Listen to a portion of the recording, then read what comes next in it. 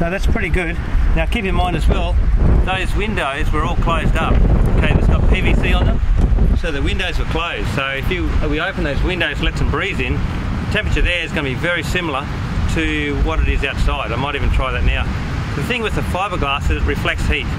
Okay, now fiberglass reflects heat better than many other materials, and I think even better than canvas. So I think having the fiberglass on there has got the added advantage of reflecting the heat away and being quite cool, because you know it's like in a tent, it just seems to get hotter and hotter and hotter. But you know, it's only talking on the black roof, you know, 3 degrees higher temperature inside the tent, and that's when everything's closed up. We'll come back in a sec and I'll open the windows and see what the difference is. Alright. Okay, up on top of the Ikamper there's a little flap or extra fly that goes over the top of the Ikamper window, and if you just take these 2 bows out from the front, you can see it's very easy to access that.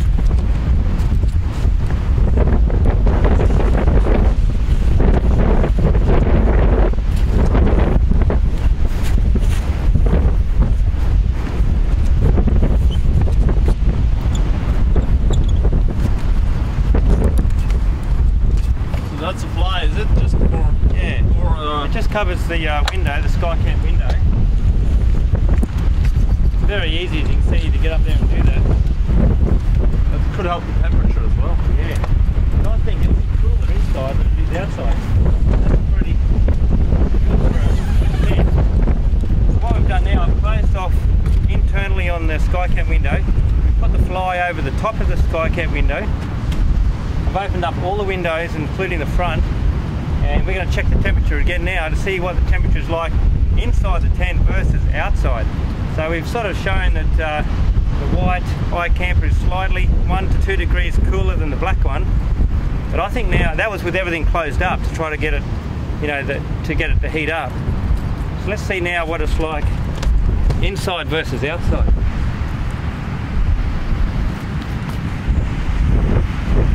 So we'll look here. Right. 25, 26 degrees in the shade.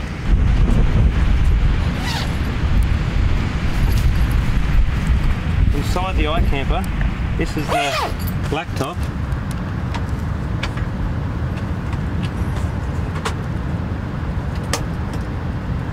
Look at that. 24, 25. And before it was showing around 29, 30. 30, yeah, 29, 30. Yeah. 24, 25. So by having the windows open and the top closed, we've got a mean temperature of basically the same as what's outside. Now everybody knows that in a tent it gets quite hot inside a tent, and you know, and that was the black one. It'd be nice to see this one a little bit cooler again. This is the white one, 25. So I think what you could take from that is the temperature difference. You know, a lot of people said, oh, the black one's going to be a lot hotter and it would sort of cook you, you know, like really hot. But that shows that there's very little difference between the black one and the white one. There is a little bit, you know, one degree, maybe 2, but not much. Now, if you've got the top closed and the windows open, which you would if it's hot, that's showing that inside the tent, you know, if we had a standard tent, I'm sure that it's going to be hotter inside the tent than it is outside. And I think the big difference is the fiberglass, which reflects heat. That's pretty good to show that the advantage of the fiberglass is, you know, it holds up really well in the wind. It blocks the wind, so your tent's not shaking around, and it's way cooler inside. We've got 28 degrees now. Okay, so we're looking at an average of 2 degrees cooler inside the tent rather than outside mean temperature. So that's a pretty good indication of how well that fiberglass is working. We've got a new range of bags happening as well. And me and Kai are heading down to Central Coast for the weekend, so I've got my new bags with me. That's our backpack, and as you can see, it's just black canvas, and we've got some coloured stripes. So just look a bit more, I don't know, trendy or whatever. You know, so They look really nice, and we've got the option of having about 5 different colours, so they'll be on the website. You can choose a blue, a green, a yellow, orange and a red, and you just got to put down what colour, and then we can do a black bag. So these backpacks are awesome, you know. And if you're in the city walking around, you might want to, you know, have a green bag like that, but the black ones, you know, you could certainly walk into any motel in the world with that and feel pretty proud that you've got an Australian made product, Australian made canvas, and look how cool it looks, you know. So these are so strong, and they look amazing as well. So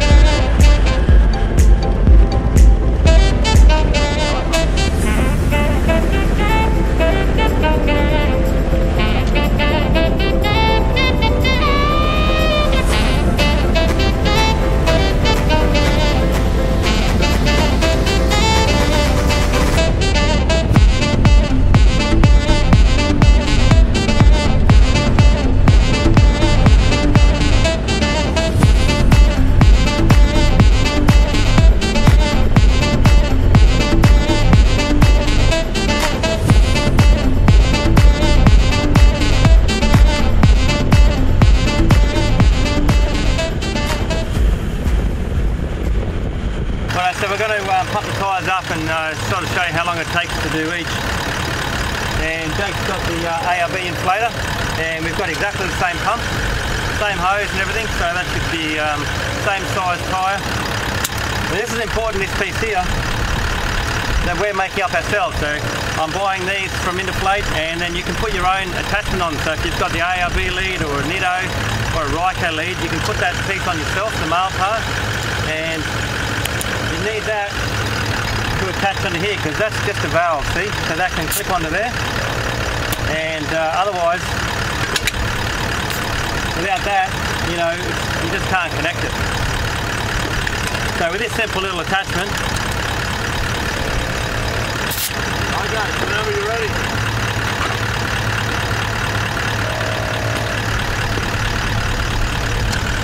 righto, ready, Jake? Wait, I'll get it off, mate. I'm trying to get a head start. Ready? Go.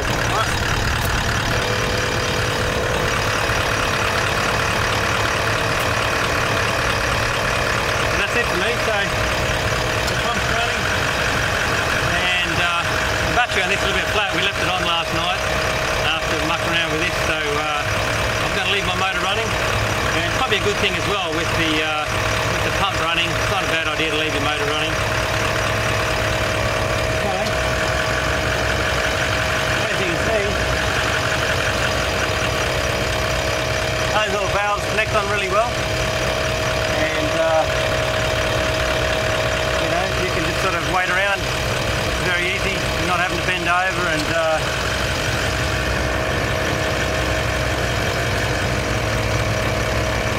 where's your beer, Jake? beer, mate?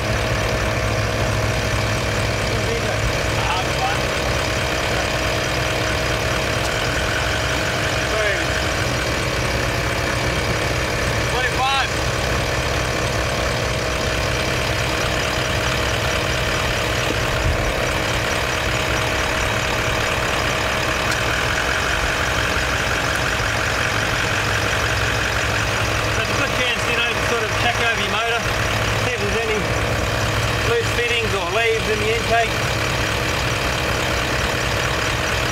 And also, you know, when you come off the beach, your truck's a bit of a mess, you know. So good chance to clean up a little bit. You can clean up the back of the truck. What?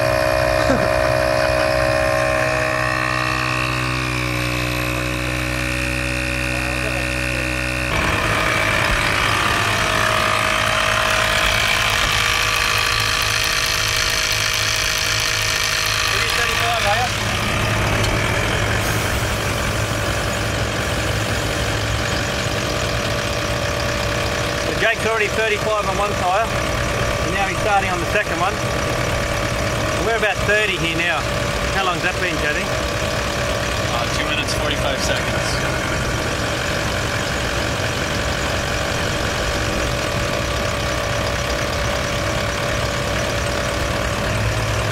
Having that hook is definitely a big advantage.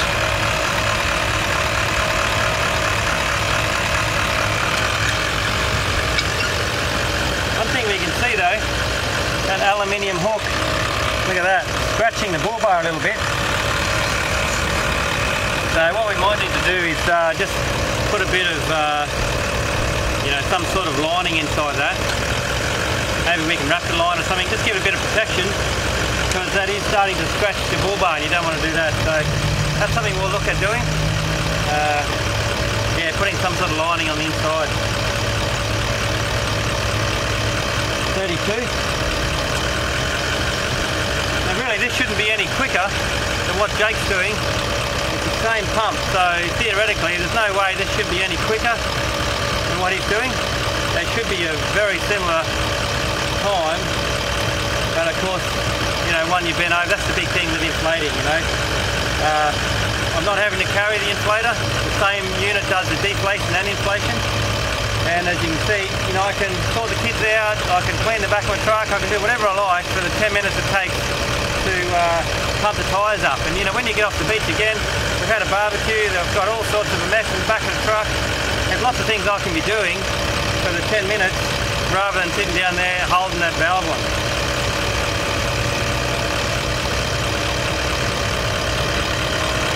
That's it, that's 35. Is that automatically going up? Yeah. Or does it go back down when you're...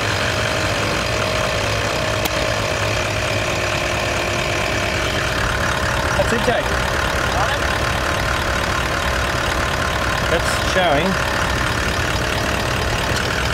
Go a little bit more. Oh, that's better as well. Let's go and go a little bit more. Yeah? I think that with these lines, because you've got the dual length of line, you're getting a little bit of pressure lost in the line. So if it's saying 35, by the time you disconnect, it will just drop a little bit. So I think you've probably got to go a fraction higher, and once you disconnect, it'll just drop back down again. So let's just try that out now. Where are you at? 23 seconds. Yeah, so pumping up your tires with this one is much better. I just had to knee down 5 minutes, so It was pretty much spot on, and you'd think it would be because exactly the same pump is pumping up the same tyres. So on inflation, it's definitely the same time, isn't it? But it's just a hell of a lot easier. So yeah, I think that shows it pretty well, doesn't it? yeah. I mean, I don't mind letting the tires down how I did. That's pretty fast, but it's just pumping up. You just have to stand there for 5 minutes and press the button. And About 5.5 minutes. So for all of your tyres, it's going to be at least, that's about 10 minutes, you know, that you're going to be crouching down holding it. Right, we'll do the back ones and then we'll get going.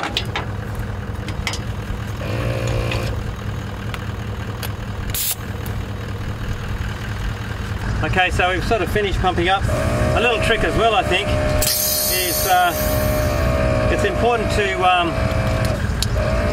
if you've got the airline hooked up and you unhook from here, these airlines are still charged because air won't come out of here, and it's also sealed from here. So these lines are basically pressurised, and if you go to try to wind those hoses up that are still pressurised, it's going to be a lot harder to do.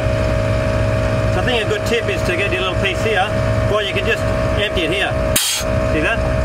And that'll be a big difference in trying to wind these leads up, because if they're under pressure, they just won't want to wind up properly. So I think that's a good idea. Make sure you just release that pressure when you're done. It's not going to worry it, but it'll just make it, the air lines under pressure never wind up properly. And that's it. Alright, so I think Indeflate's proven to be pretty good. You know, it's not a necessity that you have to have. Most people have already got gear, but it's certainly proven itself to be pretty much, you know, just as quick on inflation, but way easier, and it's almost as quick on deflation, and also way easier.